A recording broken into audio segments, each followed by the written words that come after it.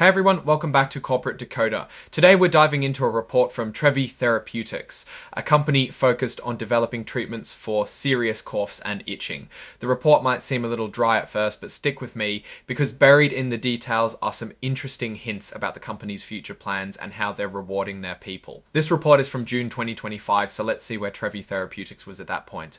Before we start, if you appreciate getting straight insights from corporate documents, make sure you're subscribed. We also have a Discord community linked in the description below. Come join before we start if you appreciate getting straight insights from corporate documents. Make sure you're subscribed. We also have a Discord community linked in the description below. Come join.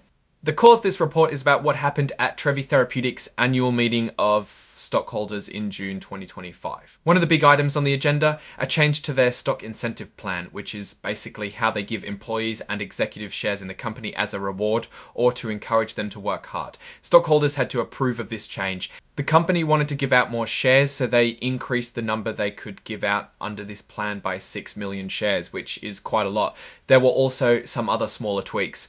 If you want to get into all the details, you can look at the company's proxy statement filed with the SEC in April.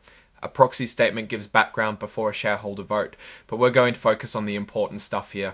Alright, so what else did the stockholders vote on? Well, they elected some directors to the board. Jennifer Good and Anne Van Lent were both voted in as directors. Their terms will end at the 2028 annual meeting, meaning they will be on the board for 3 years. People voted for each of Jennifer Good and Anne Van Lent to be directors. For Jennifer Good and Anne Van Lent to be directors, for some votes were withheld, meaning some people didn't want them to be directors. For Jennifer Good and Anne Van Lent to be directors. For Jennifer Good, about 78.8 million votes were cast. For each broker, non-votes happen when a broker holding shares for a client doesn't vote on certain issues because they haven't received instructions from the client.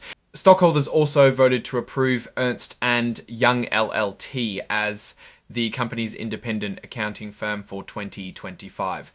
About 88.9 million votes were in favour, a little over 56,000 were against, and about 33,000 abstained.